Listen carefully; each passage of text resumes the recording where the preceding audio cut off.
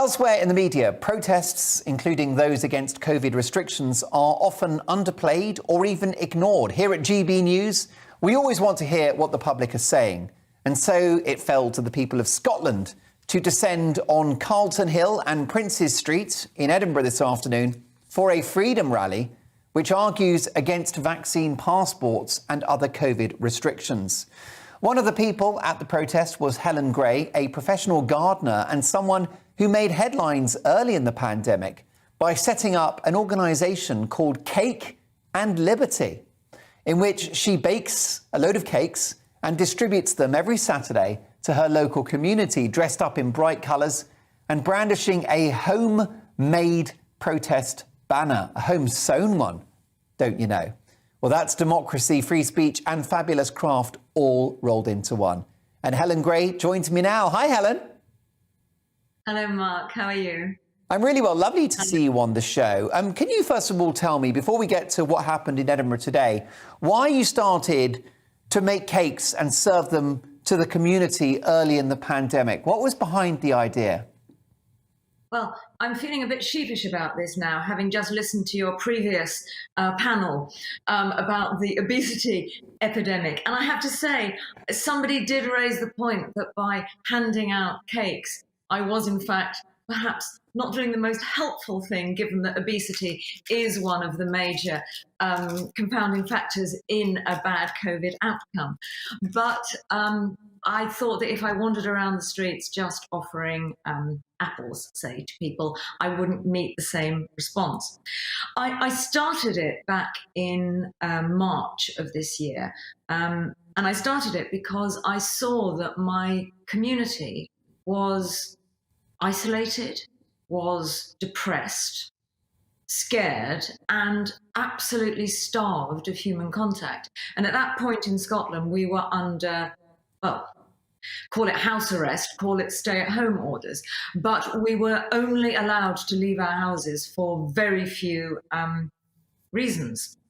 Exercise being one of them. So I took my daily exercise, and as part of that, I wandered around the streets of my hometown in St Andrews, handing out cakes. And I have one here. This is a chocolate brownie, which I bake. I had some little cards printed because the first time that I was handing out cakes, I think people thought I was advertising for a local bakery or something like that. And this way I can give them a little message, which just says, you know, we've protected the most vulnerable. It is time to start living our lives now. And only we can decide to stop being afraid. And that takes us to your message today at the protest in Edinburgh, at Carlton Hill and on Princes Street. You've actually recorded some footage for us. Let's take a look. Comply! Resist! Defy! Do not comply! Resist! Defy! Do not comply! Resist! Defy! Do not comply! Resist! Defy! Do not comply! Resist! Defy!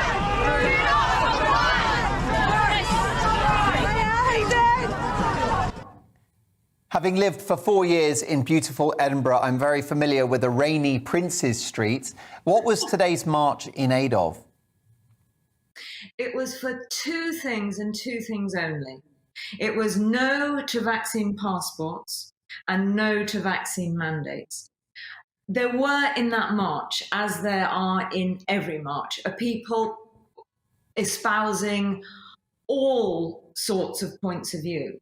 But the most wonderful thing about this march in freezing and wet Edinburgh today was that we had vaccinated, we had unvaccinated.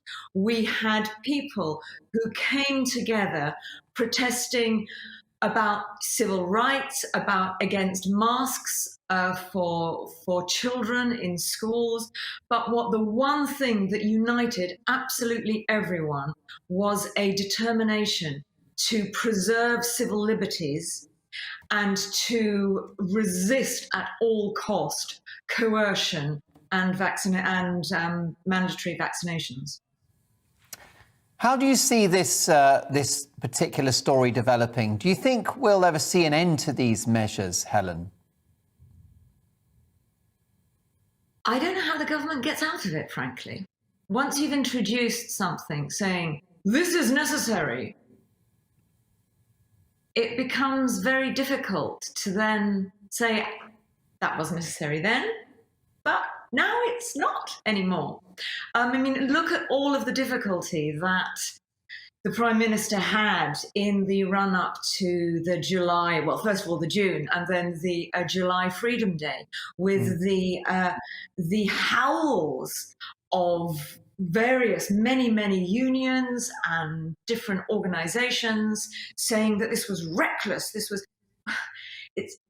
is one of the reasons why we should always be so careful about introducing any kind of restriction, because if you don't know when you introduce it what your exit strategy is, how you are going to stop that, then you can find yourselves, as we find ourselves now, with an absolutely terrified populace, terrified beyond rational grounds for one particular virus.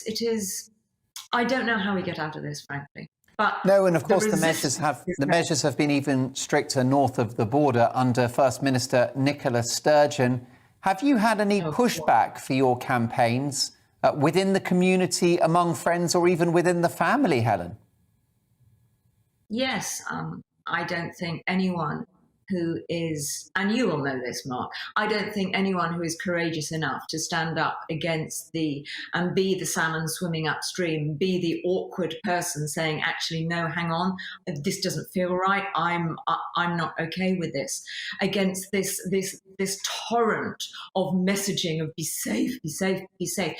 If you dare to stand up against this, you are going to get pushback, and I have had pushback from family, from friends, from random strangers in the street. Helen, you know, more power to you. I wish we had longer, and we're definitely going to connect with you again, because the emails are already pouring in support of your campaign. You can be found at cakeandliberty.org online. Helen, it's been a privilege to have you on the show.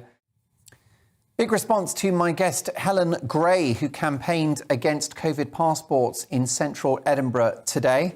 Declan says, Mark, thank you so much for giving Helen a voice. Thank you, thank you, thank you. I'm not long back from York today, and it was wonderful and horrific. The most masked place I've ever been to. Everyone's so obedient and conforming to the agenda, easily controlled and almost religious. Truly horrific. Let's have a look at this. Carol says, Mark, another great programme, all groundbreaking, like that of the cake resistance movement. Just hopeful and inspirational news. Thank you again and again. Well, Carol, thank you so much for watching and your positive words. I'll get to